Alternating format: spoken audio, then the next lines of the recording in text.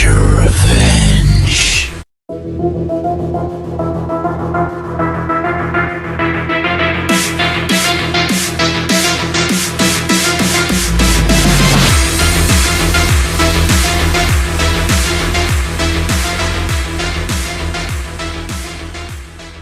Friends, today I am going to explain to you the film Nature's Revenge. Terrifying horror mystery explained in detail. But, released in 2008, the story begins in New York Central Park, where many people are seen enjoying their walk. Suddenly, they all freeze in place, and some even start walking backward. Nobody understands what is happening, because it seems as if everyone has lost control of their senses. On a park bench, two women sit together. One of them begins to repeat the same words again and again before shockingly taking out her pen and stabbing herself.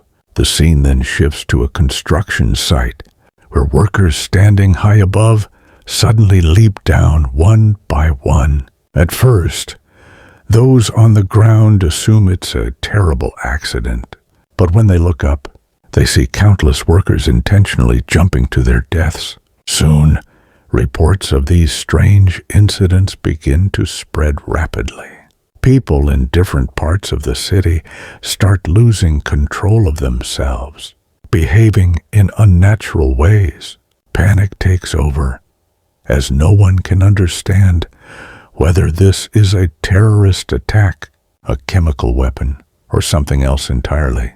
The government begins shutting down public places, warning citizens to stay indoors. Amidst this chaos, we meet Elliot, a high school science teacher, and his wife, Alma. They, along with their close friend Julian and his young daughter, decide to escape the city before the mysterious force reaches them. With fear in their eyes and uncertainty in their hearts, they set out on a desperate journey for survival.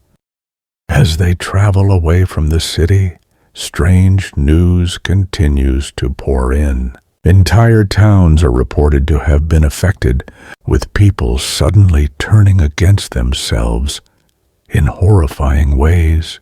Trains suddenly stop in the middle of nowhere, leaving passengers stranded and confused. Elliot and Alma, along with Julian and his daughter, find themselves stuck in a small town. Julian becomes extremely worried for his wife, who was last known to be in another city where the outbreak has already spread. He decides to leave his daughter in Elliot and Alma's care, while he goes to search for her. With heavy emotions, Julian hands over his daughter and boards another vehicle, not knowing what fate awaits him. Julian's decision to search for his wife leads to tragedy. The vehicle he boards is later found abandoned, as all passengers inside succumb to the strange force. Elliot and Alma, now responsible for Julian's daughter, continue their escape with a small group of survivors. They learn through news updates that the phenomenon is spreading across the northeastern United States, moving from one town to another. Scientists speculate it could be a chemical attack, while others whisper it might be something even more terrifying. The group decides to head deeper into the countryside, hoping the rural areas are safer. Along the way, they witness the horrifying sight of entire neighborhoods suddenly going silent, followed by people taking their own lives in unexplainable ways.